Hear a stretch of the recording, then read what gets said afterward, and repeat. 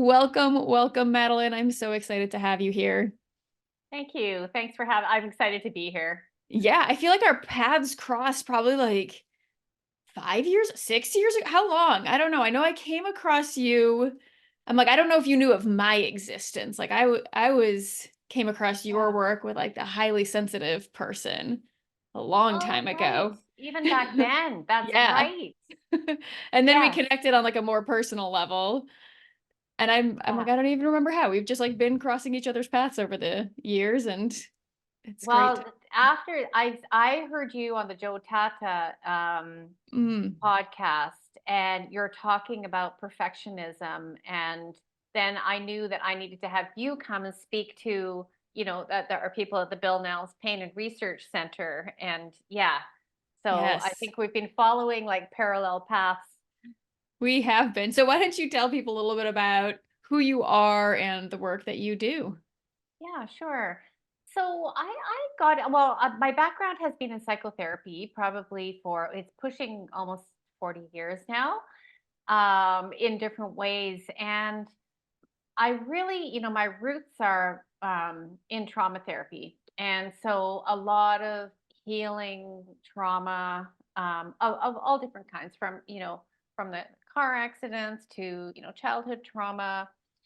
But I started to, in my private practice, I started to see more clients who had had events happen, such as car accidents.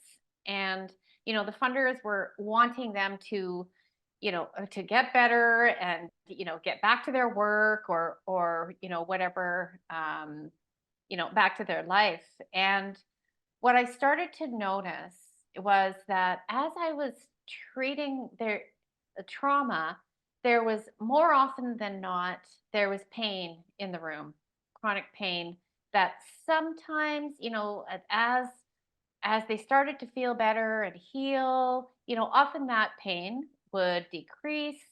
Um, and sometimes, sometimes it would be healed as well.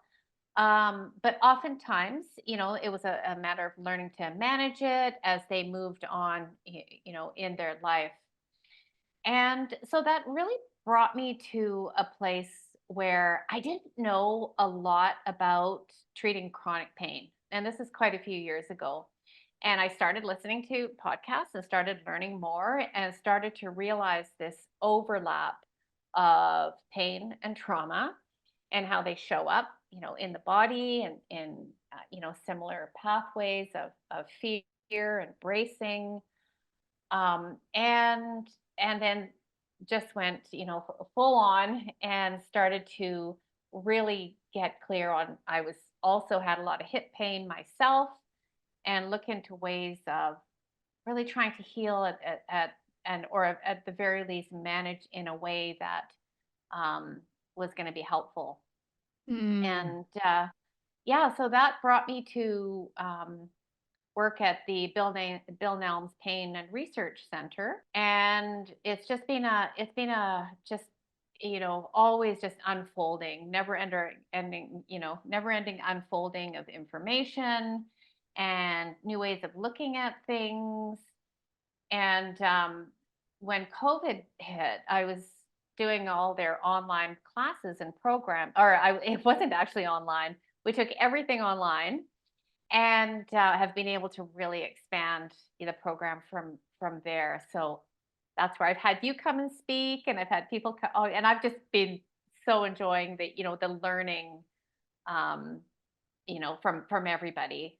I know. Isn't that I feel like that's the best part about this field. I mean, I guess I'm sure other fields are like that, but it just feels like there is always, I mean, sometimes it's a little much because I'm like, there's always more to learn. It's like Yeah. nonstop learning. And I love how you came into this because I feel like I just had it from the exact opposite way of I was working with pain and realized there was always trauma in the room, right? Or there's Right. big emotions in the room. And so I just became obsessed with learning like about that piece and then found the overlap. And so it's like we kind of have these parallel paths, like you said.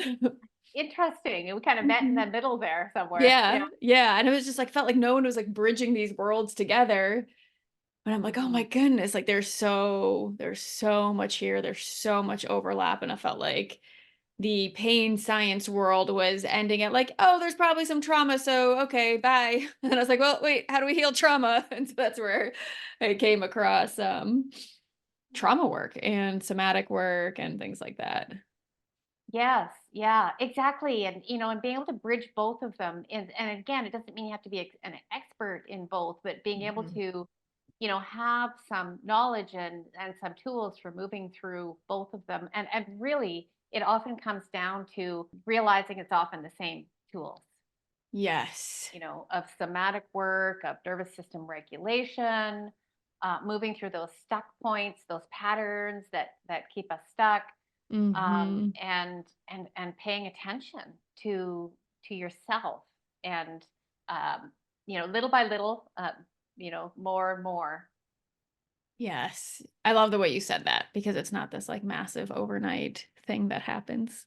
It's little by little Yeah. and over in so many different areas of our lives.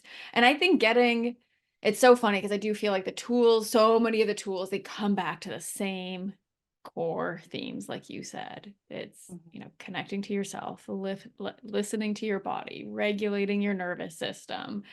And even though these tools can be so broad based, I've also realized the importance of making them super specific to the scenario at hand. Mhm. So, and this is something I don't know if you had this issue, but like I personally pushed against it a little bit of like everybody for me, once I discovered how like this kind of world of somatics and breath work and mindfulness and nervous system regulation, I was kind of like, well, everyone's already doing this. Like, what am I here to bring to this? It kind of felt Mm, like, oh, okay, well, I can just refer people to mindfulness or, it's like I can just refer people to somewhere else, but it didn't work. It would like jam because they didn't know how to take that and they didn't understand how it applied to their chronic pain, for instance. absolutely. Yeah. Or maybe even like a male teaching it might not resonate in the way that a woman going through midlife needs to hear it, even though like the core tools are so similar and vice versa. Right. Yeah, And I feel like exactly. Yeah. it's so fascinating. It's like endlessly fascinating to me how the specificity of this work, I mean, it kind of aggravates me because I'm like, dang it, it's always the same thing. But I needed to hear it in that particular way about this particular fear that I was experiencing. Right. Even though Exactly. like I knew that, but I needed to hear that it also did apply to this one situation. Right. I don't know. Yes. Yes. I think you just nailed it there. It is really easy to say, well, there's so many people teaching mindfulness or so many people teaching breath work, but you have to keep on moving along with what you are doing and with what feels right for you. And the people that resonate, I don't know how many times that we've had different people come and talk, and I've done so much classes and teaching myself, and then one day somebody will say, oh, so you mean I need to like breathe a little bit deeper? And it was just the way perhaps it was said by me or by somebody else on that day that it landed. And I'm the same way. Like I Hmm. I can hear the same thing and think, "Oh, I think I've heard that before," but this today it makes sense to me. Yes. It's like a Um body like takes in it at this like deeper level. Like it's just like it clicks into place. Exactly. Yeah. And sometimes the body is just ready and feels Hmm. safe maybe on that particular day to incorporate that new information, because it can be a lot when you're talking about nervous system regulation and pain science and all of that. And every time I teach that, I still learn something new. Yeah, I Oh my feel like gosh, me something lands, too. and you must feel the same way. Yeah. Yes. And then I'm like, oh Yeah. my gosh, what have I been talking about? You know what I'll do a lot? I don't know if you ever do this with your work, is I'm like, oh my gosh, like something will connect one day and I'm like, oh, I've Mhm. been missing this. I need to like include this. And then I'll go back and watch. I'll be like, oh, I actually said that really well, just in a really different way. And like it like Exactly. clicked even on a deeper level for me. I was like, oh, I said it there, but I don't know if I didn't realize that I wasn't fully embodied and like receiving it. Do you know what I mean? And I've done that Yeah. like where I feel like, oh my God, I'm missing this piece. And then I will go back. I'm like, oh, actually, my videos are pretty darn good. Yes. Yeah, exactly. No, I know exactly what you mean, I almost feel sometimes, that each week or each day I'm putting together different pieces of the puzzle, and it's like the picture is starting to take shape and a little bit differently. And I mean, right up until probably till today, I'm still putting, the different connecting the dots, Yes. particularly around patterns and how things show up for people, and particularly in outside of the clinic in my private work, I work with mainly women at midlife now, Mm-hmm. and how these issues and how these patterns have impacted them, and a large number of them suffer with chronic pain, chronic conditions, or sometimes autoimmune, anxiety. Just seeing so much of this, you start putting pieces of the puzzle together. Yeah. And so with these patterns that you see, and like you said, it's around midlife. And I think you were mentioning how you notice that they get stuck in their natural evolution. And I would Mhm. love to hear more about what that means, because that is not an area that I am super familiar with yet. Yeah, Approaching, well, I'm really leaning into this. That it's partly from my work, I think, in also intergenerational trauma, and how that also shows up as part of the picture, and how when women come to midlife now, it seems that unless we have passed through certain stages, and in the trauma world, you could call it, certain periods of like disconnection or trauma that haven't been healed. That's hmm one way to look at it. So another way of saying the same thing is that there's certain stages that a woman moves through in her life that will often replicate the way that her mother moved through those stages. Just because that was what she saw, that was the example. And in each generation, things are changing a lot. We have opportunities that the previous generation didn't, so many more. Like, hmm I don't know of none of our mothers had access to the internet and information about midlife or menopause or any of these things. And so the other part about this time of midlife, it can be a time, of course, it can be a very full and it can be a very stressful time, but it can also be a time where the old roles and the patterns, we start outgrowing them and coming to a place where women are living longer. So this period of our time is longer now than it ever has been before, we really move into maybe doing less, or hmm hopefully, moving peacefully into our crone years. So it's like this middle time. And this so talking about the sort of the evolution of moving through, teenage years, like if the stages would be like the maiden years of, opening up to the world, trying to figure out, how to manage, and then perhaps mother years, hmm and then into midlife. So the patterns that I see coming up time and time again are parts of where we may have gotten stuck and didn't move through quite smoothly. So when we see a lot of worry, people pleasing, looking for validation outside of ourselves, of helplessness, not feeling, which often, being in pain is kind of, those that comes up, not feeling in control or connected, and sometimes hmm even connected to other people. That can be that stage of, I've had a few women actually say to me, I feel sometimes like I'm a little girl in a woman's body. Yeah. And it's almost because that time got frozen in time, where we got stuck in the people pleasing and looking outside of ourselves for cues on how to move forward. Now, that's really natural when you're a teenager, you're trying to figure things out. But it can be really outdated and work against us in midlife. So everything in our society, I'll just say, I really want to take those things like people pleasing and perfectionism away from being like somehow defects or Yes. and rather than this natural evolution that never got quite finished because society, probably your family structure, will tell you that that is actually what you should be doing. So it Yeah. gets solidified. Oh, this is so fascinating because I think I noticed this in myself of feeling like that little girl, right? Yeah.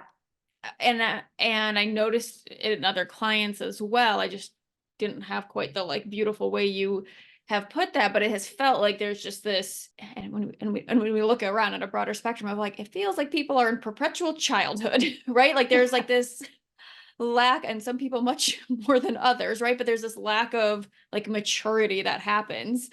And it's been Hmm. like this, yeah, this concept that I've been grappling with quite a bit because I'm like, well, I love the concept of like having playfulness and like I can be super immature and have a ton of fun with it. You know what I mean? But it's like I've also noticed where there's been challenges of like stepping into responsibilities like that are like adult responsibilities, right? That feel then like too big, but they're really not too big. But that's what I've noticed. It's like, oh, well, if I'm if the part that's leading me is a teenager or a 7-year-old, then of course me just cleaning the house feels like way too big of a responsibility because it's not right sized. So I feel like this is kind of what you're talking about. And Yes. yeah, I'm so curious. I would love to just get into more of a conversation of like what do you feel like leads to that? I know you touched on it some of society. I haven't thought about it. I mean, I think about how society's affects a lot. I haven't thought about it in the way that you just said it though, of like how society like Hmm. solidifies it in. So that's Hmm. super fascinating. But yeah, like what, or you can speak to that more, or what else do you feel like leads to that kind of like a child stuck in an adult body? Yeah. Yeah. Well, I mean, absolutely. If it has been the messages, and it really is the messages that we see everywhere around staying young, Mm, and having to ask for permission. And I'll be honest, like we live in a patriarchal medical system as well. So I see women almost turn childlike going to their doctor because they have to like hope that they're seen and heard yeah. and and we're all part of this system that can keep on repeating this. So there's different parts that come up. We get it, this very good girl programming. And I mean, you can just boil it down to, it's a good girl programming, but where we learn very young what's going to get us what we need, what's going to get us the love, the security, the approval from teachers, from parents, from the society at large. Well, it's probably going to be like getting good marks, being quiet, behaving yourself. God forbid, don't show off, don't get too big for your britches. Don't cry too much, don't be too loud, don't be all these things. So we go, you know, okay, all right, it's a little bit smaller, a little bit smaller, and then we're like stuck Mm-hmm. in this like old archetype. And it can be, it sound this the programming of the good girl, it can sound so simple, like just, oh, let it go, just don't do that anymore. But it can be so frightening, as you know, and from your work, to start to expand beyond that, to start to voice your opinions, to start to like step into your wild and crazy and weird and loud self. Like, you Mm-hmm. know, I love how, you talk about shrink and power. Those moments where you go, uh, lockdown. I'm Yeah. not going to say what I really feel in my family, but I'm actually like really angry. To actually stay present and move through that moment by moment, breath by breath, you start to shake off this old, like, this old suit that's too tight. So I guess the other way of looking at it is sometimes you think, well, the opposite of the good girl programming is to be like the bad girl, which, many, at that age, a lot of teenagers kind of go underground as the bad girl. And we have this like flip flop. But now we're a mature woman working through looking for validation, moving through people pleasing and over giving because we're so darn tired. Oh So my it goodness, almost comes yes. to a point where like this programming is actually like, killing you, your energy. So Mm-hmm. it's actually a necessary time to start shedding that programming. Yes, I love that. Yeah. If if like evolution was going, like the natural evolution of like a woman's life was kind of going in a quote unquote ideal scenario, when do you feel like that program would be ideally Hmm. shed off? Like what would be the, I guess, circumstances that would allow that to happen at a more natural pace? Because I would imagine that the way I understand like development and things like that is that there's you're always going to have that phase of like adolescence and teenager where you are like pushing back, where you're like rebelling and or Hmm. rebelling and kind of testing this waters and trying on different identities and being like, who am I going to show up as in the world, right? Like there's got to be that time where we're again kind of taking that opposite end and then Hmm. coming back. So I'm kind of curious of how you see that, or when the Yeah, that's natural that's such a evolution. great Yeah. question. And yeah, because then we move into kind of the rebelling part of us, like Mhm, that, maybe we have the opposite effect of the bad girl, the rebel. mhm, And then moving, if we have, the support and to be able to be validated and supported through those times, or maybe sometimes you just figure it out yourself.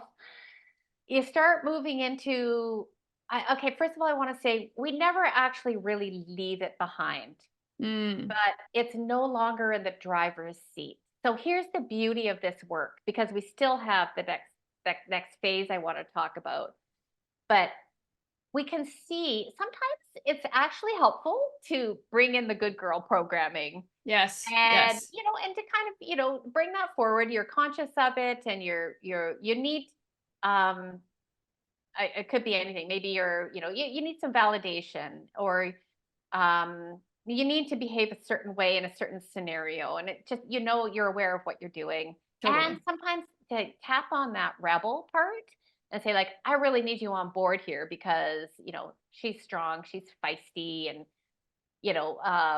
she can be a little bit more outspoken, but your up to date self is in the driver's seat and can see what's happening. This is what I really love about bringing in these archetypes as a form of healing, because we can see an archetype being like almost like a blueprint, like an imprint of that Mhm, particular group of characteristics.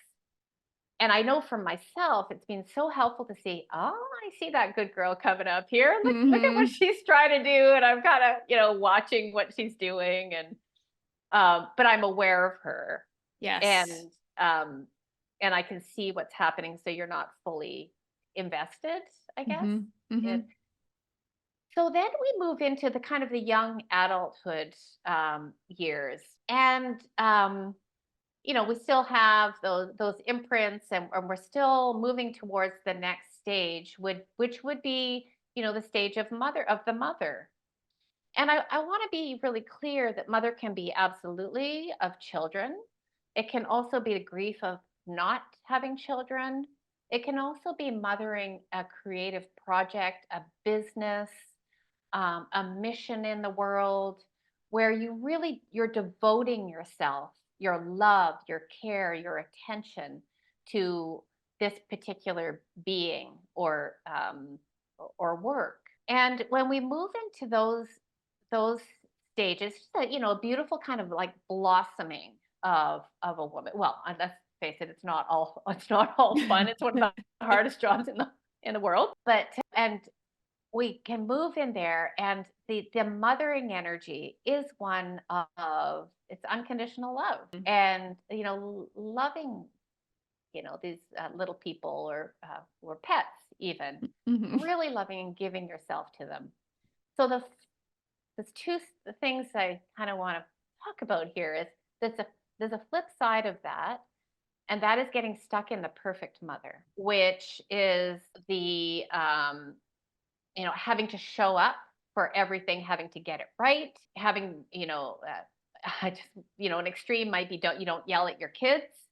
and so you're like repressing everything, trying to show up in this perfect way for your kids, and then feeling guilty when you slip out of that, which we all do. I mean, for me, it's like on a daily basis because it's Yes. not a real thing. No, it's not. Like, and so we put on the mask then of the Hmm. perfect mother. Yep. Yeah. I know And that mask. I had to oh, move out of that one. yeah, yeah, and bringing in that self-compassion for yourself during that time. So, how do we see that, getting frozen in time later on? Maybe your kids are growing up, you're kind of letting them go. Maybe there's elderly parents around, or maybe in-laws or parents that are Hmm. sick, and so that's where our mothering energy from is for. When we move on from that, where we get stuck is feeling, again, it's kind of societal pressure, that this particular mothering energy of unconditional love should be translated into our clients or our Mm. friends or our, even, people that perhaps are not deserving of your love. So when we bring that into our clients, or our work, it's not actually a healthy thing, because Hmm. we're not here to unconditionally, we might love them as people, but we're not there to give our whole heart out Yeah. to our clients, because they're perfectly capable beings in themselves. They're not a child. And so that's where the mothering energy can go on. It's always going to be there for your kids, that can get spread into other areas of our life where, again, we become depleted, we get burnt out, we're over caring in areas that perhaps are not fulfilling for us. And also feeling like if I don't, then I'm not perfect. Mm. Hmm. So that's where perfectionism, often at midlife, can also come from that feeling like I need to show up, I need to be there for other people in a way that doesn't show my cracks, doesn't show my own vulnerabilities and my realness, my authenticity at this point in my life. And it's overstayed its welcome. Yes. Oh, that's so fascinating. That makes so much sense. Say, if you do work with, or say even with friends, it comes where it really impacts is boundaries. So Hmm. when someone calls you and says, I really need you, I just had this really hard day, you're already tired. And that mothering energy comes out and says, oh, I have to be there for them. I'm gonna, invite your listeners to say, now that energy should be pulled back for yourself now. It's Mm. midlife. It's your time now to be able to receive that for yourself. It's going to be there for your kids, but where it goes wrong is where, you have a perfectly capable 45-year-old child living in your home like that, or, when they're perfectly capable. I mean, that's an overly, that's the mothering energy that now needs to like launch them. Yeah. I hope No, that makes sense. no, it does. And it's like I can think of just a couple clients that I have or I've had in the past who caring for siblings, like adult siblings, has been like such a point of contention. They were the caretaker, right? Like they were the oldest child. They took on Yes. this role and that they feel like their baby sister, who is 60 years old, is unable to take care of themselves, and there's this very, very real deep fear of, but if I'm not there for her, she Oh won't yeah. survive. Like it's it's deep and it's primal and it's, and at the end of the day they are adults. Yeah. So yeah, I Yeah. just recognize what you're saying and I love this frame that you're putting it in because I've never been able to like seen it in this evolution, so this is really, really helpful to see, so thank you. I love that example because that's such an old pattern of Hmm. being the oldest in the family, where really perhaps, if the parents weren't functioning, it really was real that Hmm. if you didn't look after your sibling, they could have died. Hmm. So, and then that can get frozen in time. Now they're 60, to shine that light on it for people to see, like, it's okay to, allow them to be who they are now. Yeah. And there's complexity there. Like I'm thinking of one client of the baby sister stayed in that baby role, right? Like and you know what I mean? It wasn't as simple as like, oh, I'm just going to step back. It was like the sister really did rely on my client because my client had continued to provide the support. So it's like she never got to step into adulthood and responsibility for herself and is now having to learn how to do it for the first time in her life. Right. And Right. I mean, if not now, when, right? I guess was really the, where my client and I figured out ways for her to like step back in ways that were compassionate. She wasn't just like completely pulling the rug out underneath her, but also to help her see that she's an Yeah. adult who's capable of learning and stepping up for herself. And that is hard when you have people relying on you who you don't Oof. feel like have that capability. Oh my goodness. It's so, so scary. And but I think just the fact that, when you shine the light on it in this way, they, if they can see it, it's like they can't unsee it. Like, there Hmm. it is. Again, it doesn't mean that we do any of this perfectly. Maybe there's times where she's able to step away and there's times where she doesn't. And that's okay, because there's no getting this right. Yeah. Really, in life, there's no getting it right and there's no getting it wrong. Right. So having that compassion for yourself, that, wow, I did a really good job. I stepped in, I've been there.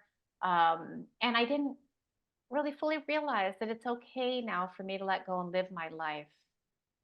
And at this point in life, because it's such an important part in midlife that we have now, to be able to step in and reap the rewards of all the hard work that we've done. And the other thing that I'm thinking of is, I've had a lot of clients who have children or siblings who have addictions of some sort, and our natural mothering energy. And I think it'll always, Mm. always be there for our kids. And I can't even like speak to what that would be like. But, for siblings, for example, just realizing that you can get locked into that caretaker role, that it's so draining, particularly if you live with a pain condition. You can just Hmm. imagine the draining of energy and the impact on the nervous system, to be looking after a sibling with an addiction. Oh And my so, I mean, there's goodness. so Yes. many ways of working with that. It's not black and white, but it's just another No, there's example. no, it's a great one, and I love that you bring in the messiness of it, or at least that's my word that I use. I don't think you said that, but right, like not getting it right, not getting it perfect, not needing it to be perfectly clean, and like here's this exact way we're gonna go about this process. That it's like every relationship is gonna have its own nuance, every living situation and phases of life, and like what's going on with your sibling, right? It's like there's no answer that you can just, draw from someone else, because it's like it takes a self-evaluation, like what is going on for you and your relationship Absolutely. and your life and what works. And yeah, there's so much to bring in. Yeah. Yeah. I think Yeah. a lot of times it's about the willingness to like bring in that complexity and sit with it and sit with the tension of conflicting values, and to be with it all and take a messy action and evaluate if that was the right one and change paths or keep going down that path or whatever it might Exactly. be. And one of the things I think, once you've recognized the pattern, so you see it now, yeah, and you can see perhaps the perfectionism that you talk a lot about in a really great way. So we can see it, and then as we shift, the things to really expect in that complexity is the bundle of emotions that are sitting behind the pattern. And Yes. this is what I always tell people ahead of time, like, you can expect you're going to feel a ton of guilt. you're going to be very afraid, and the shame might come up too because you're actually taking a stand for yourself, Mhm. because we keep the pattern in place sometimes for decades so that we don't have to feel that guilt of setting boundaries. Maybe you've been told it's selfish to do that, or that your job is to caregive for other people, which is, the myth of a lot of, women's roles, in our society, that we're here to give to other people. Um, Mhm. and so when you start shifting, expect that you're going to start to feel that pot of emotions. Yes, it's usually opening up a Pandora's box. Yeah, exactly. You're like, "Of course you're feeling lots of things, you have just opened this all up." And I always compare it to it's like when there's that one, super messy drawer or, like, closet. I don't know if anyone's read the Berenstain Bears, but I just always Mm. come up with this image of it's like the messy room where, like, Papa Bear opens up this closet and everything falls on top of him. Yes. And it's like, it takes doing that though to then put it all back organized, right? It's like there's gotta be the like you gotta get everything out and we can with tools make it so it doesn't necessarily feel like it's drowning us, but Yes. gotta come I out. love that, simply because you can imagine the strength that it takes and the pressure that it takes to keep that door Yes. closed. Oof. Like, Yes. and that's where I can just like feel my muscles, like, yeah, and how that affects what we're bracing already, perhaps with internal pain, and we're bracing against this door on, well, on the outside, but it's actually like the inside. Yeah. And sometimes, and again, I see this a lot with women at midlife, where they're so tired of holding it all together. They're Mm. so, and so afraid that everything's going to fall apart. And Mm. sometimes things do need to fall apart.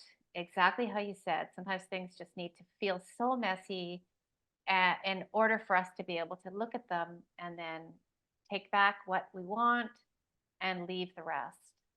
It's such Yes. a brave move. It really, really is. Mm. This is good. And one other piece I wanted to just bring in about the like different phases that you talked about is that, and I'm curious, I mean, maybe you don't see this since you're, working with women around a particular age, but I've had some clients who they're young, like they're in their 20s.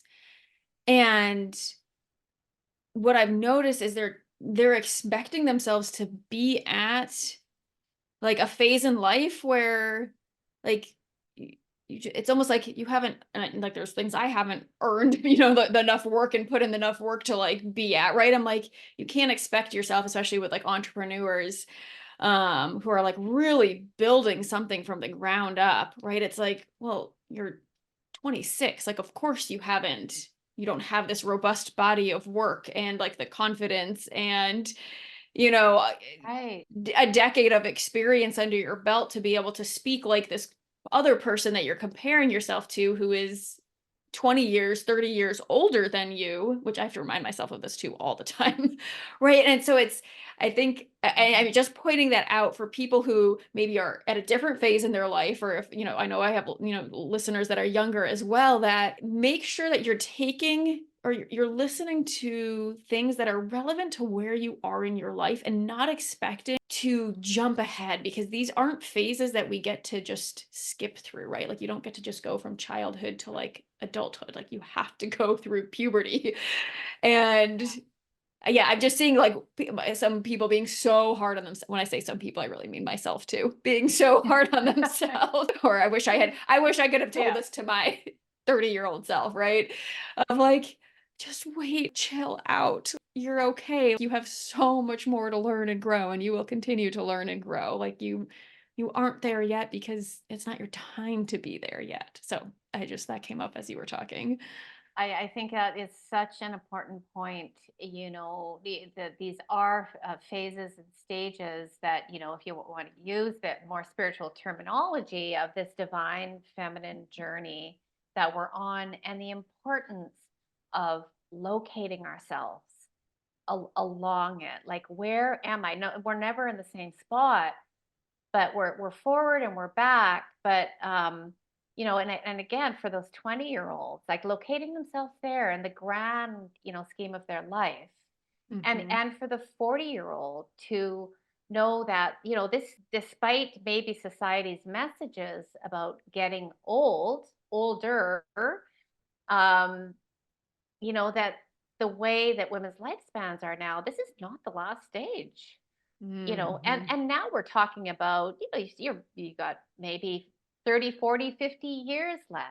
Mm-hmm. So knowing that, I look at it again, like, it's like the maiden, the mother, and then this, I don't know if anybody else has called, I'm sure, it's been out there, but this big, expansive time of the queen, to be able to actually sit in Mm-hmm. your throne and look around and notice what you've done and where do you, to be able to learn through your life experience, what you want to bring into this phase of your life. And often that's where I see women for healing, I love because that. they feel like it's time. And really, the last part is in the spiritual journey would be the crone years, Mm-hmm. where it's more about being. And yeah. So this period of the queen years, is so important as every stage is.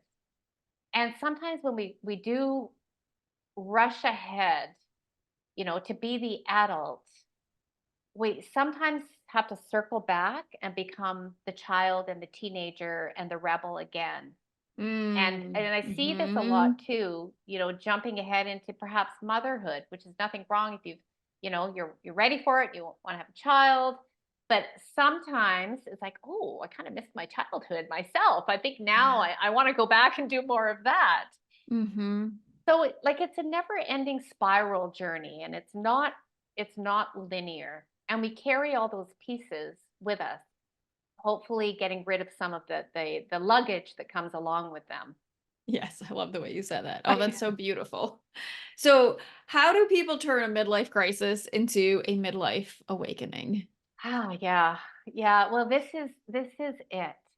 To when we feel, and often the crisis comes when I can't hold it together anymore, and I might have to, like, all I want to do is go to a desert island by myself, or I want to move, I want to leave my marriage.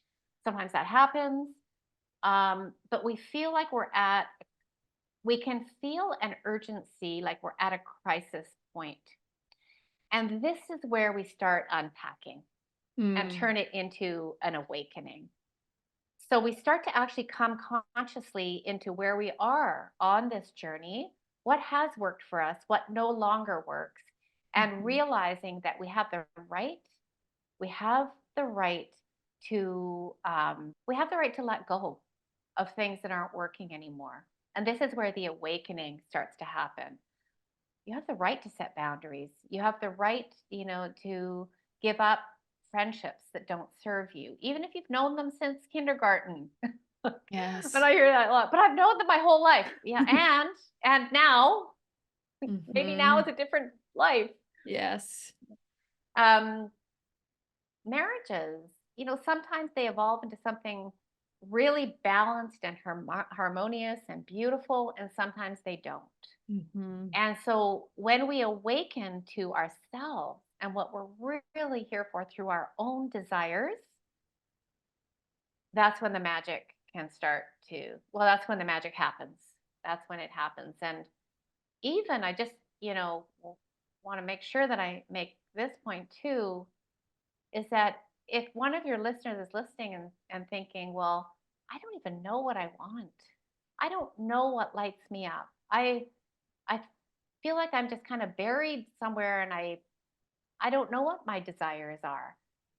That you're not alone. You're not alone. Often the answer to that is is there. It's there. It's just it's gotten buried, and it's not uncommon to come Hmm. to this place of confusion and crisis, thinking, I don't even know. I don't know who I am. Yes. Okay, that's where we go. That's where we begin, because now the slate is like clean. Now we can really build into what lights you up. Who do you want to be? What's working? What's not working? And that I find really exciting. Yes, I And love that. Yeah. Go ahead. yeah, yeah, no, and it just, relating it back to, pain and pain conditions Mhm. is that shifting patterns and releasing emotions and releasing fear can also have as a huge impact on your physical state of well-being.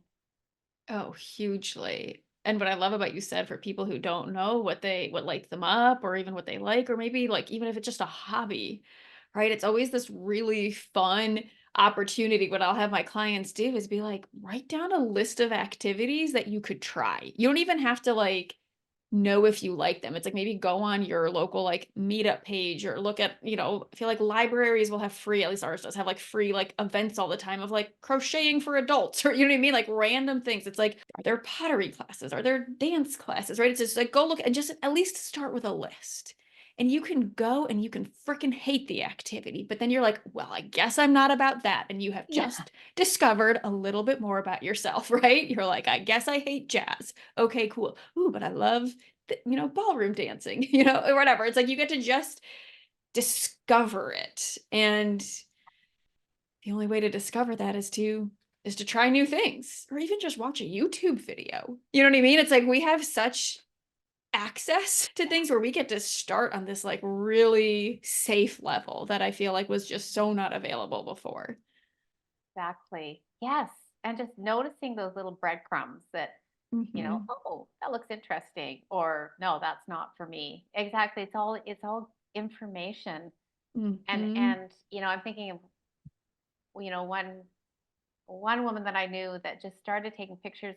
That what saved her was going outside into her yard and starting to take pictures of birds. Ah.